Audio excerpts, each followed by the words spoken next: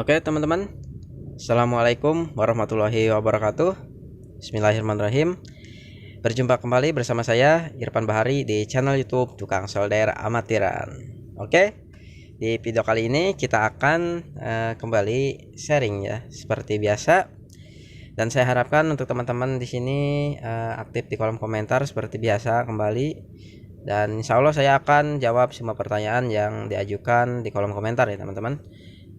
Oke, pada kesempatan kali ini kita akan membahas dioda Brid ya teman-teman, sesuai dengan judul dan thumbnail ya, dan mungkin teman-teman mampir ke sini dikarenakan melihat judul dan thumbnail video ini ya teman-teman. Oke, jangan lupa subscribe ya channelnya. Sekarang subscribe dulu channel YouTube Tukang Solder Amatiran mengenai tentang listrik dan elektronika ya kontennya. seperti itulah ya teman-teman. Oke, like juga ya videonya dan share ya jika memang bermanfaat bagi teman-teman.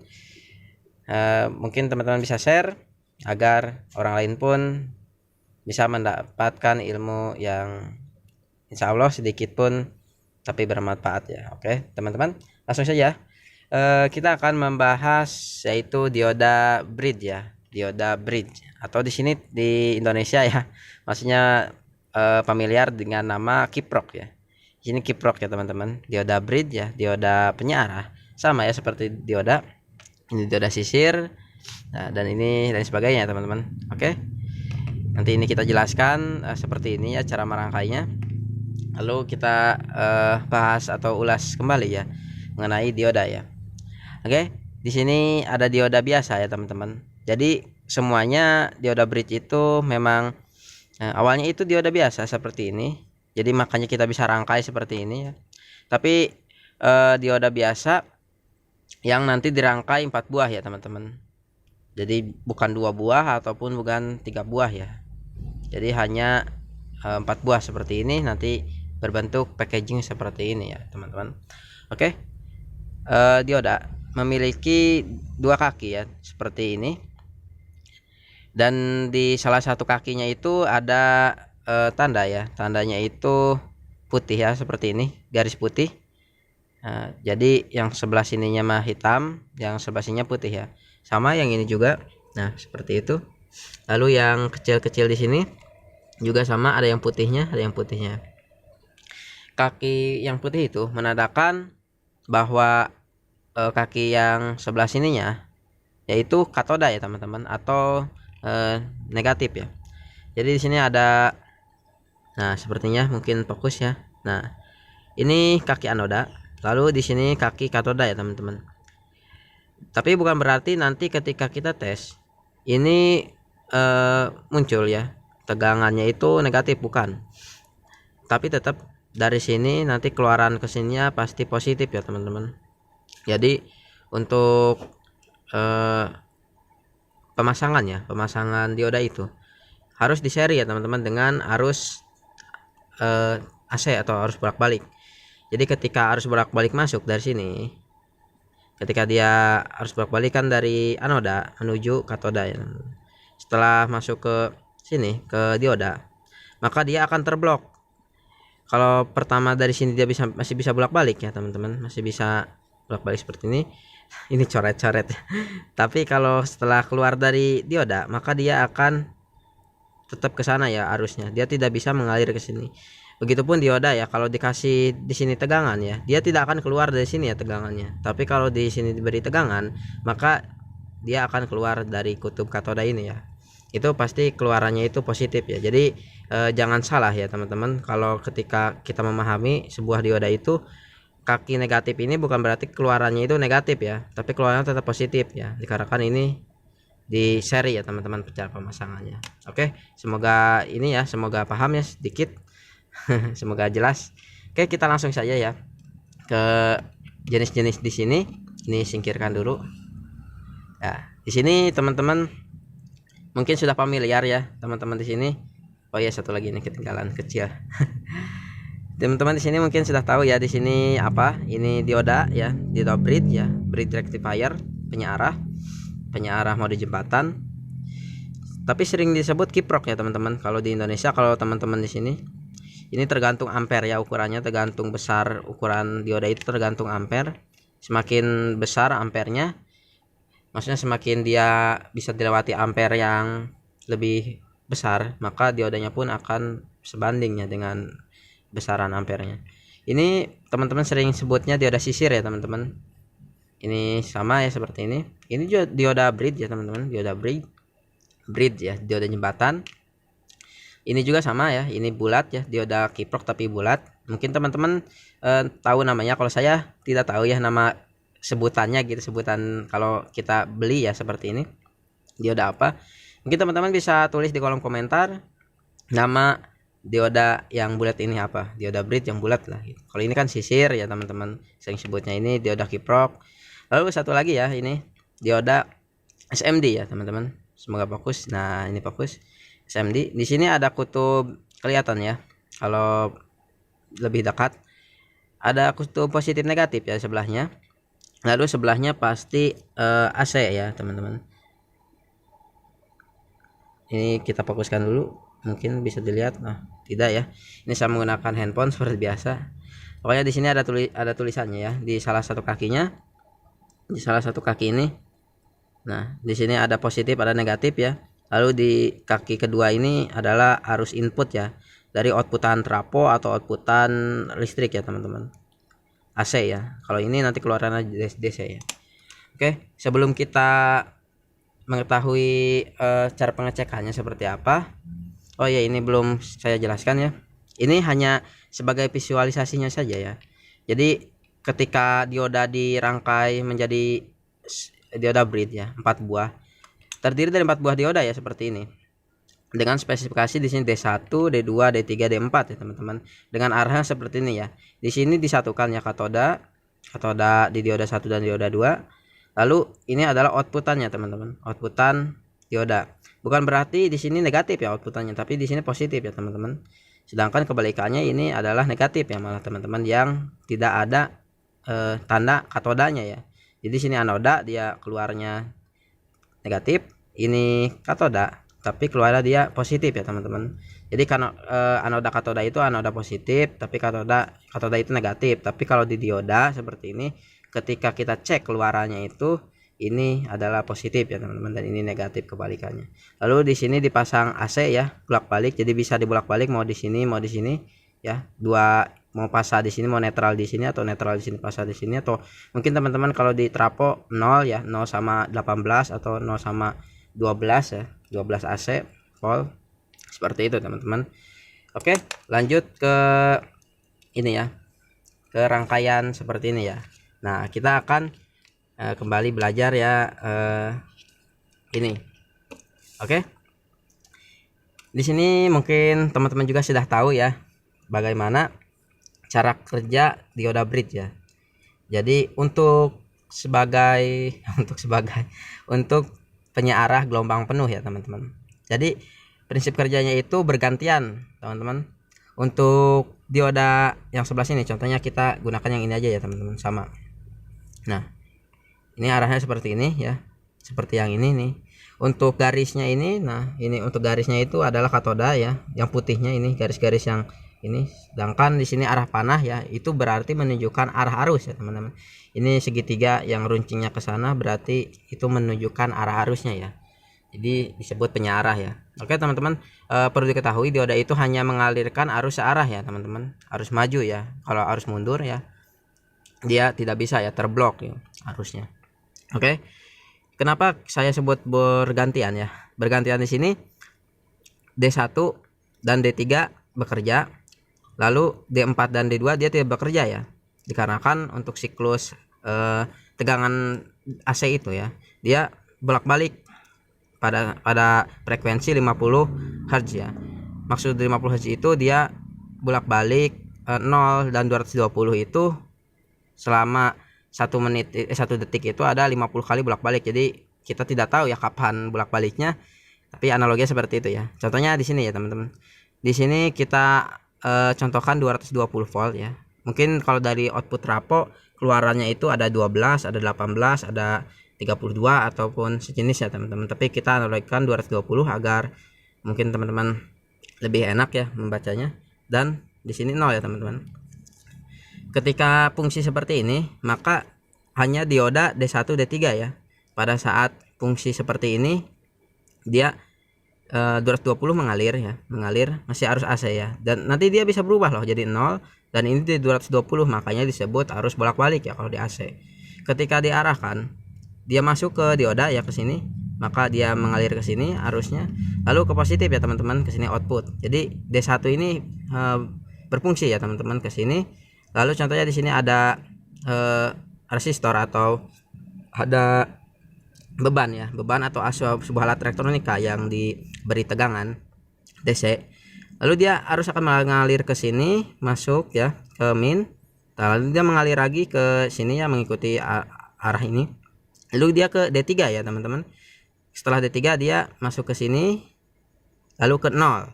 Oke, jadi prinsip seperti itu ya. Dari 220 dia masuk, mengalir udah searah ya teman-teman ke sini, lalu ke 0 ya teman-teman. Mendaratnya pasti ke 0 ya, 220 ataupun berapapun akan menuju ke 0. Oke, di sini pun sebaliknya ya teman-teman. Di sini kan contohnya di sini ya teman-teman, ini kebalikannya. Nah, di sini bisa jadi seperti ini ya rangkaiannya. Ini udah rangkaian bridge ya. Kalau ini masih rangkaian setengah gelombang ya. Untuk bentuk outputan gelombangnya juga seperti ini ya teman-teman. Ini input AC seperti ini. Lalu ketika dipasang dioda seperti ini, maka hanya ada setengah gelombangnya. Jadi kalau ke bawahnya itu, nah kalau ini tidak ada ya teman-teman. Jadi hanya setengah gelombang, lalu setengah gelombang lagi ya. Ini sudah menjadi DC ya teman-teman, tapi masih ada ripple tegangan, masih ada gelombang-gelombang riak seperti ini. Dan nanti itu rahasianya di sini, nanti di dioda bridge saya beritahu. Oke, lalu ini kebalikannya yang saya kasih tahu. Ketika ini di 0 ya. Nah, ini 0 kan kata saya nanti.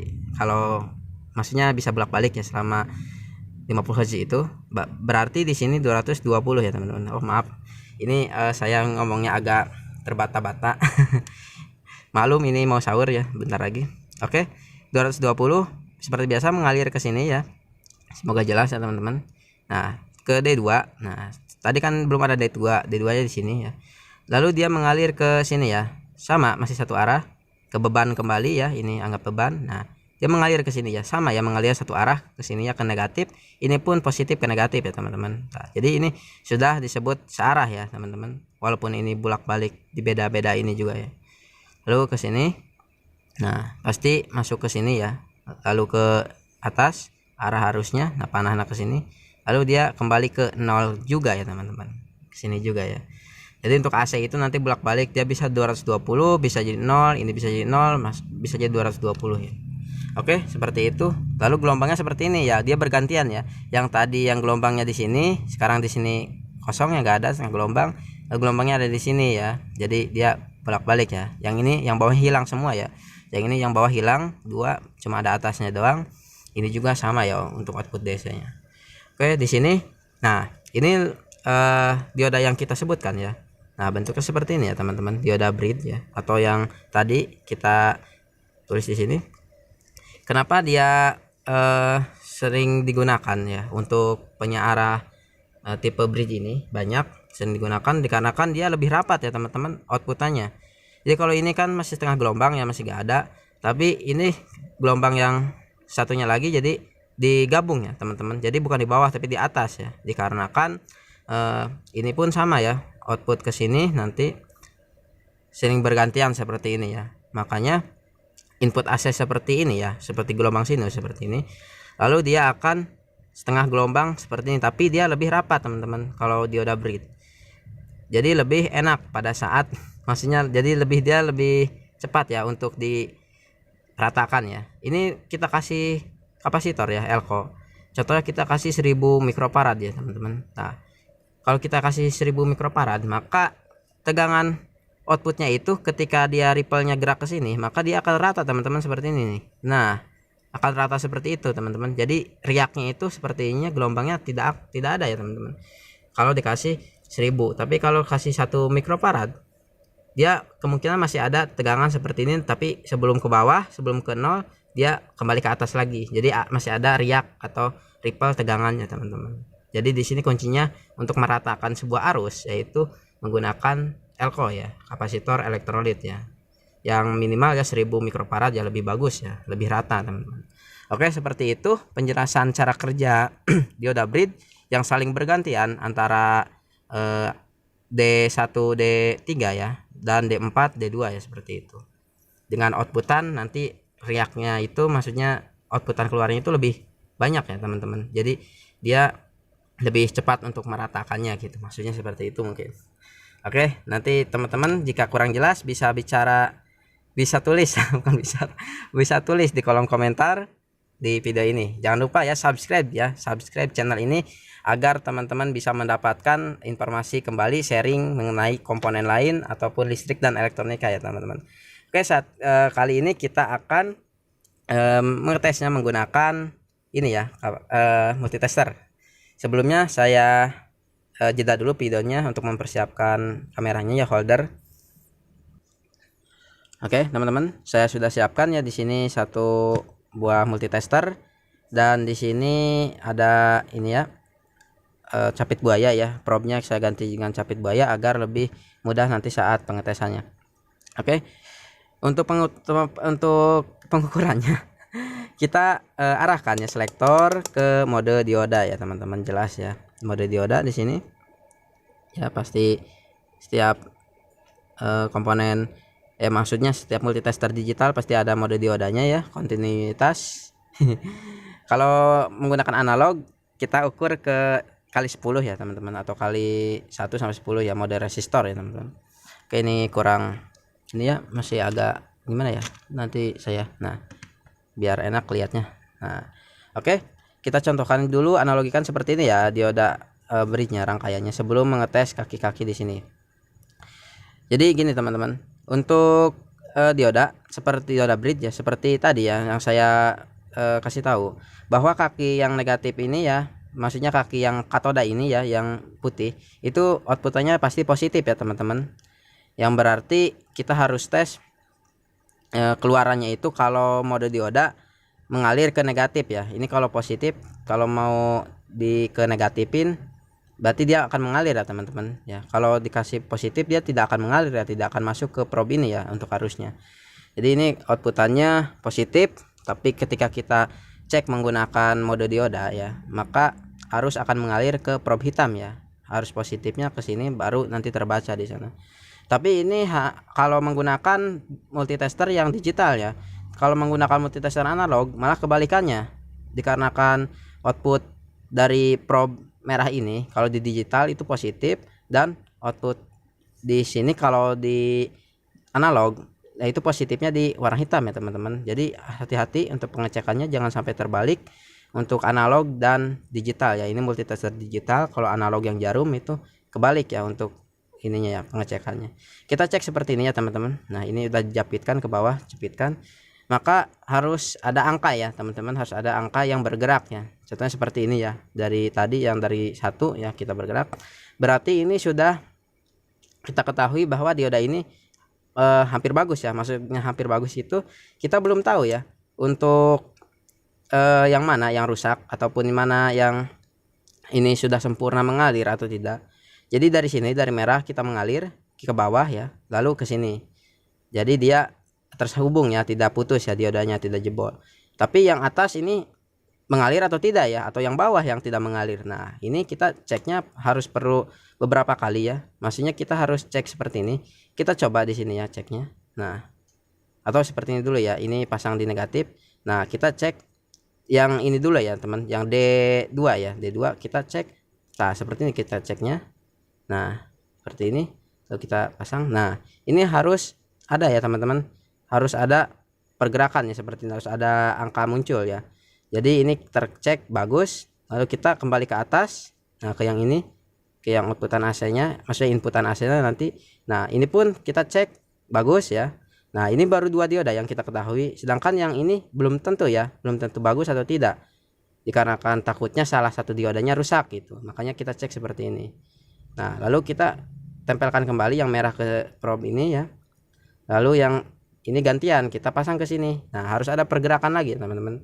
Begitupun yang satu ini harus ada pergerakan lagi ya, seperti itu. Jadi kalau ketika kita balik ya, balik seperti ini nih, ini balik. Nah kita putar, ini harus tidak ada ya teman-teman, harus tidak ada apapun ya, harus tidak ada pergerakan apapun. Kalau di analog harus tidak ini ya, tidak bergerak, maka ini dioda bagus ya, dikarenakan dia tidak jebol, tidak masuk ke sini ya maksudnya. Jadi tidak dia menahan ya, maksudnya ini menahan gitu, dia tidak bolak-balik gitu. Jadi menahan, yang katodanya ini menahan untuk mengalirkan arus ke sini ya teman-teman. Ini cara pengecekannya. Ini pun sama ya. Nah, kalau di sini di kiprok ya, ini positif ya. Positif itu keluarannya ya teman-teman, bukan keluarannya itu kaki katoda ya, kaki yang negatif ini. Tapi keluarannya ini yang plus ya ini ya. Berarti kita ceknya seperti ini ya. Nah, seperti ini kita ceknya. Lalu kasih ini. Nah, ini mengalir ya, dari sini mengalir ke sini ya seperti yang tadi. Begitupun seperti yang tadi kita cek lagi di sini mengalir, yang ini pun mengalir ya teman-teman. Nah, lalu kita cek lagi ya salah satunya. Nah, yang ini harus mengalir juga sama, lalu yang ini ya teman-teman mengalir ya. Kalau dibalik ya seperti tadi ya, tidak adaan tuh ya, tidak. Kalau kondisi bagus ya, kalau kondisi jelek maka salah satunya akan ada ini ya, ada pergerakan, berarti dioda ini jebol ya, jangan digunakan seperti itu. Begitupun yang ini ya teman-teman, yang dioda sisir sama seperti ini, ada positif, ada AC ya, ada negatifnya seperti ini. Oke, seperti itulah contohnya. Ini pun sama ya, pengecekannya seperti itu, ada kutub positif dan kutub negatif, dan ada dua kutub untuk tegangan AC ya teman-teman, harus bolak-balik. Oke, sampai di sini teman-teman. Jangan lupa ya komen di kolom komentar jika ada yang dipertanyakan, dan subscribe channel ini ya. Saya kasih tahu subscribe ya, agar membantu channel ini untuk berkembang lebih bagus ke depan.